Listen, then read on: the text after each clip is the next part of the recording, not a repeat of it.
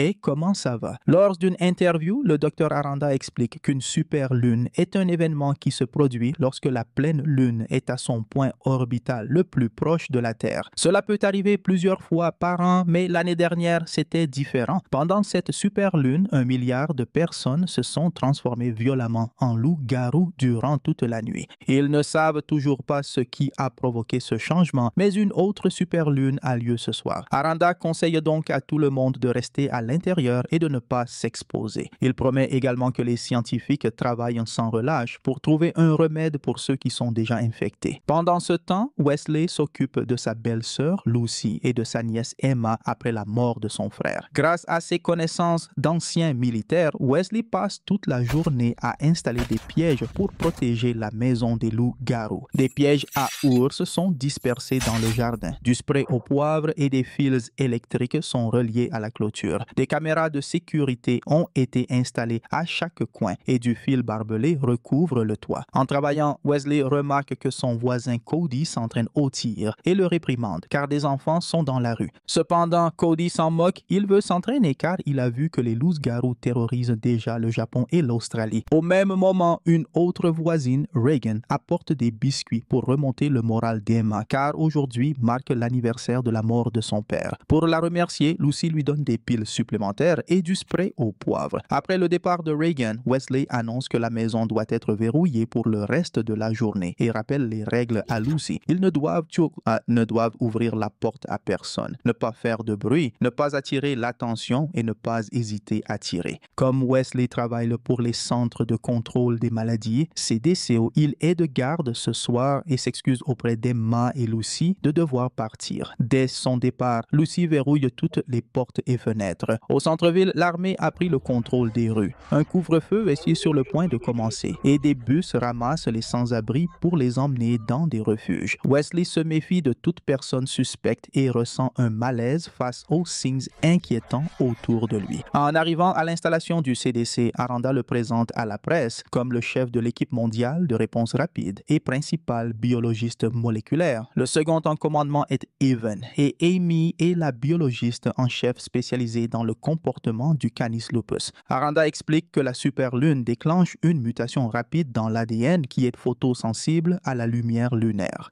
Ce soir, le CDC espère trouver un moyen de bloquer cette mutation et jusqu'à présent, ils ont développé un liquide appelé Moonscreen qui devrait agir comme une barrière entre la lumière de la Lune et l'ADN. Si cela fonctionne, cela pourrait être développé comme un remède. Il conclut la conférence en rappelant à tout le monde de rester à l'intérieur. Ensuite, toute l'équipe entre dans l'installation et toutes les sorties sont scellées. Amy observe l'arrivée de son petit ami Miles qui s'est transformé en loup-garou l'année dernière. Elle se rappelle leur dernier baiser et comment il lui avait assuré que se porter volontaire pour l'expérience était son choix. Miles est placé dans une cage et enchaîné par précaution car les loups-garous peuvent ressentir l'approche d'une superlune. Wesley, Evan et les autres scientifiques enfilent des combinaisons spéciales avec des écrans numériques sur leur visière affichant les signes vitaux des volontaires. Les scientifiques déposent des gouttes de Moonscreen dans les yeux des volontaires et vaporisent tout leur corps avec le produit.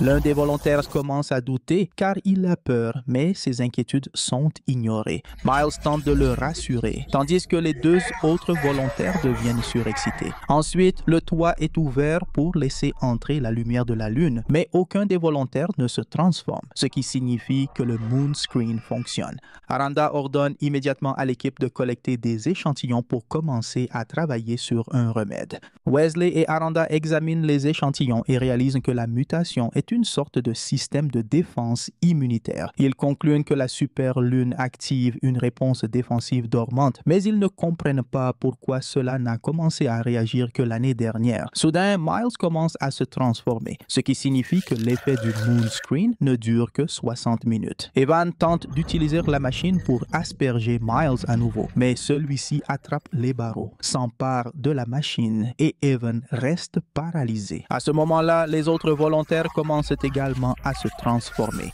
Alors qu'Amy ordonne de refermer le toit, Miles projette la machine qui percute une cage et plusieurs équipements. Cela provoque un court-circuit qui endommage l'alimentation électrique et empêche le toit de se fermer complètement. Les volontaires continuent leur transformation en créatures terrifiantes tandis que plusieurs machines explosent explose, plongeant la salle dans le chaos. La plupart des scientifiques fuient, mais la combinaison d'Aranda est endommagée par une explosion, exposant son corps à la lumière de la Lune et déclenchant une réaction. Wesley le retient pendant qu'Evan cherche un tranquillisant, mais il n'est pas assez rapide. Aranda termine sa transformation et son nouveau corps recouvert de fourrure brise la combinaison protectrice, blessant Evan avec ses griffes. Un scientifique tire alors sur lui, forçant le loup-garou à fuir, mais des balles perdues ouvrent plusieurs cages. Tandis que Wesley transporte Evan en sang vers une autre salle, les autres loups-garous s'échappent et commencent à massacrer les scientifiques armés. Entre la fumée des explosions et les pannes de courant, il devient difficile de voir dans la pièce et les scientifiques sont attaqués un à un dans l'obscurité. Un loup-garou saisit un homme armé et le projette contre une fenêtre, créant une sortie. Dans les couloirs, le reste de l'équipe tente d'évacuer, mais les loups-garous les rattrapent rapidement et continuent leur massacre. Après avoir sursauté en voyant un corps tomber, Amy retrouve Wesley et Evan. Alors qu'ils tentent d'ouvrir l'infirmerie, un loup-garou projette un autre cadavre près d'eux et s'approche dangereusement. Par chance, ils parviennent à ouvrir la porte à temps et se précipitent à l'intérieur avant qu'un soldat ne tire, abattant enfin la créature. Wesley et Amy tentent de soigner la blessure d'Evan, mais il est déjà trop tard. Il a perdu trop de sang et meurt. Amy panique et veut retrouver Miles, mais Wesley l'en empêche, soulignant que son petit ami est désormais un monstre violent et qu'elle ne peut plus rien faire pour lui. Lorsqu'Amy propose d'attendre de l'aide dans l'infirmerie, Wesley lui apprend que toute l'équipe a déjà évacué et que ce n'est qu'une question de temps avant qu'un autre loup-garou ne défonce la porte. En ville, des hurlements résonnent dans le quartier et les lumières vacillent alors que l'alimentation électrique commence à tomber en panne. Reagan ne retrouve pas sa mère, mais elle entend des bruits étranges, ignorant qu'un loup-garou se trouve dans la cuisine. Lucy vérifie les caméras de sécurité et aperçoit une autre créature courant dans la rue. Le loup-garou grimpe dans un arbre du jardin et Cody tire depuis la fenêtre. Tous ces tirs ratent et le loup-garou s'approche de la maison pour briser une fenêtre, laissant entrer la lumière de la lune. Le corps de Cody réagit immédiatement et il commence à se transformer lui aussi. Dans l'installation, Amy et Wesley avancent prudemment pour éviter les loups-garous jusqu'à atteindre l'arsenal où ils s'équipent et prennent autant d'armes qu'ils peuvent porter. Ensuite, ils appliquent du moonscreen sur leurs yeux et en vaporisent sur leur peau exposée. Ils règlent leur montre sur 60 minutes. Wesley fait promettre à Amy que si l'un d'eux se transforme, l'autre devra tirer. En sortant, il tombe sur Miles et Amy tire sur une lampe pour détourner son attention avec les étincelles avant de s'enfuir. Le duo monte dans la voiture de Wesley et démarre en trombe. Wesley appelle Lucy qui lui raconte ce qu'elle a vu sur les caméras. À cet instant, Reagan apparaît dehors, suppliant Lucy de la laisser entrer, expliquant qu'un loup-garou a tué sa mère et qu'elle ne veut pas rester seule. Lucy veut l'aider, mais Wesley lui rappelle que c'est dangereux d'ouvrir la porte. Alors qu'ils discutent, un loup-garou attaque Reagan et la tue rapidement. Distrait par l'appel, Wesley percute un bus avec sa voiture. La communication est coupée et Lucy panique en entendant les cris de Reagan alors qu'elle est dévorée. Le loup-garou qui l'a attaqué est Cody, qui projette son cadavre contre la clôture pour activer le piège électrique. Lucy le voit sur les caméras et déclenche le spray au poivre pour le repousser. Dans la voiture, Amy et Wesley commencent à sortir avant que les flammes ne les atteignent. Amy le tire loin de là. Désormais, le duo n'a pas d'autre choix que de continuer à pied et se cache en voyant des loups-garous détruire plusieurs voitures.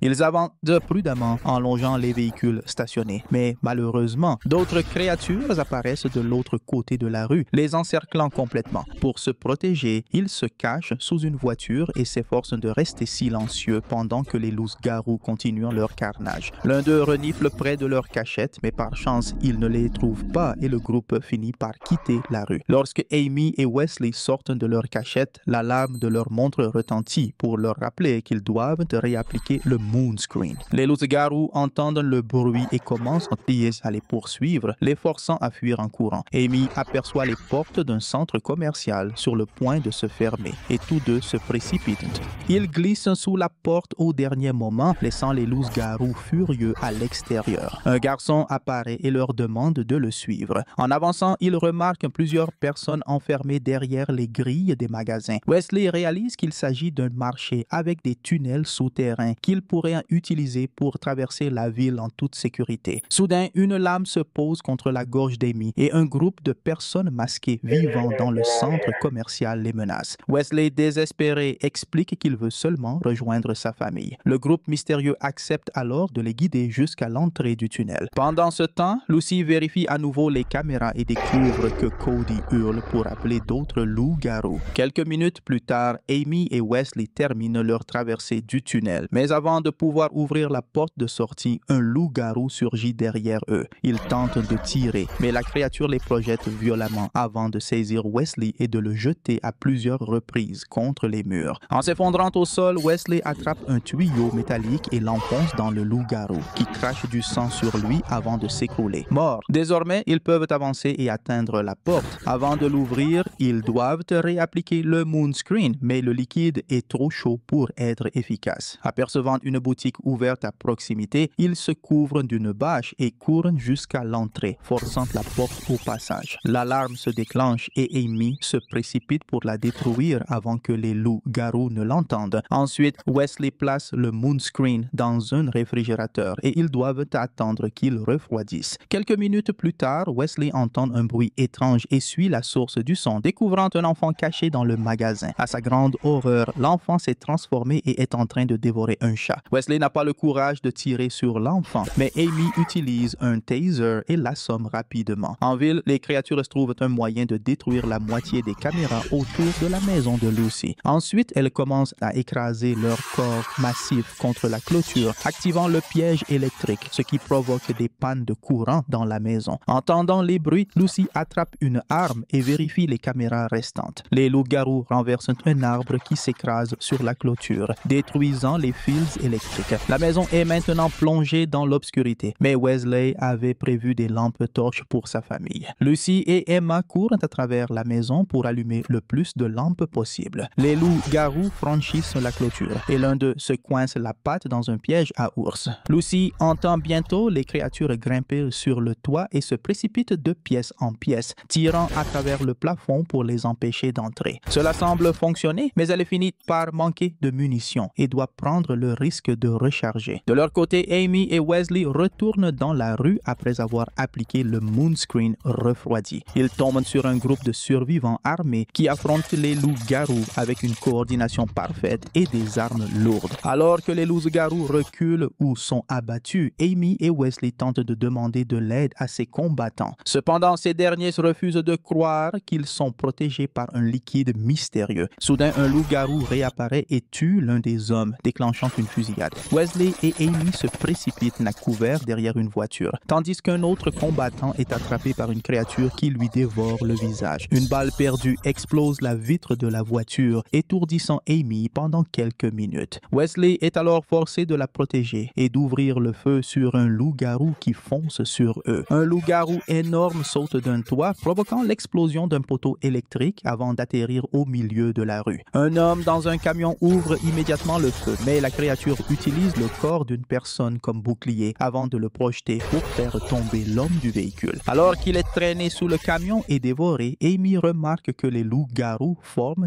un cercle mortel et avertit qu'ils doivent partir avant d'être encerclés. Voulant tester une théorie, Amy se propose comme diversion. Elle sort de sa cachette et hurle pour attirer les loups-garous. Le grand loup-garou la renifle et lui assène un violent coup de poing à l'estomac, mais il ne la tue pas. Amy lui crie dessus, ce qui donne à Wesley le temps de grimper dans le camion et d'ouvrir le feu. Il faut de nombreux tirs, mais il parvient à abattre le grand loup-garou, ce qui effraie les autres créatures qui s'enfuient.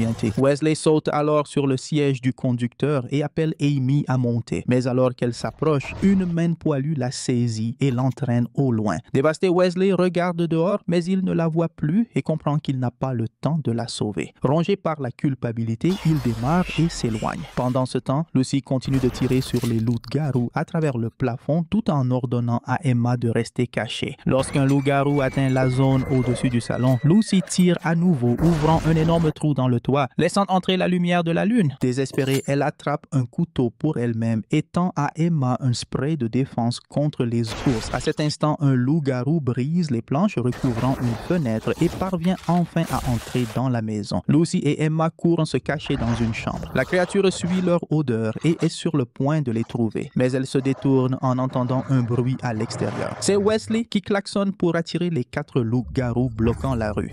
Il appuie sur l'accélérateur et commence à les écraser un par un sous la pluie battante. La dernière créature saute sur le camion pour tenter de l'arrêter, alors Wesley fonce directement sur le garage de Cody. Dans la chambre, Lucy et Emma pensent que tout est terminé. Mais avant qu'elles ne puissent sortir, un loup-garou traverse le mur. Les 2 filles s'enfuient et Lucy pousse Emma dans un placard avant de se cacher derrière une porte avec son couteau. Un loup-garou trouve Emma en premier et brise la porte en bois, mais elle active le spray, le faisant reculer. Au même moment, une deuxième créature entre dans la pièce voisine et Lucy attend le bon moment pour attaquer. Mais le loup-garou la projette facilement sur une commode. Emma surgit derrière la créature et la poignarde avec le couteau tombé au sol, créant une diversion qui permet à Lucy d'attraper une hache et d'achever enfin le monstre. Quelques secondes plus tard, Wesley entre dans la maison et retrouve sa famille. Après s'être assuré qu'elles vont bien, il leur demande de se cacher car ils entendent le loup-garou du garage se rapprocher. Il ne reste que 15 minutes avant l'aube et ils n'ont plus de balles.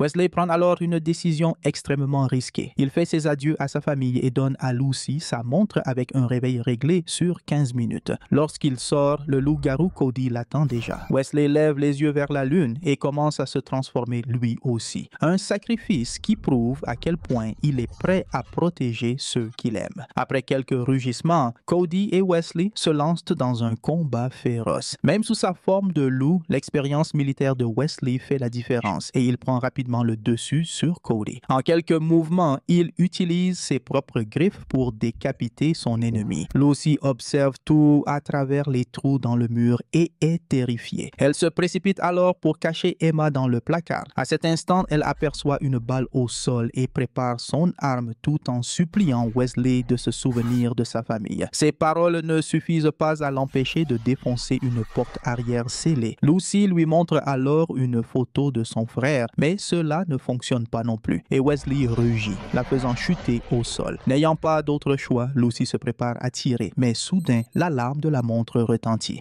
Se rappelant les paroles de Wesley, Lucy tire sur la fenêtre, laissant entrer la lumière du soleil. Lorsqu'elle regarde à nouveau, Wesley est déjà redevenu humain. Ainsi se termine Werewolves, film d'action et d'horreur de 2024, et je vous retrouve dans la prochaine vidéo.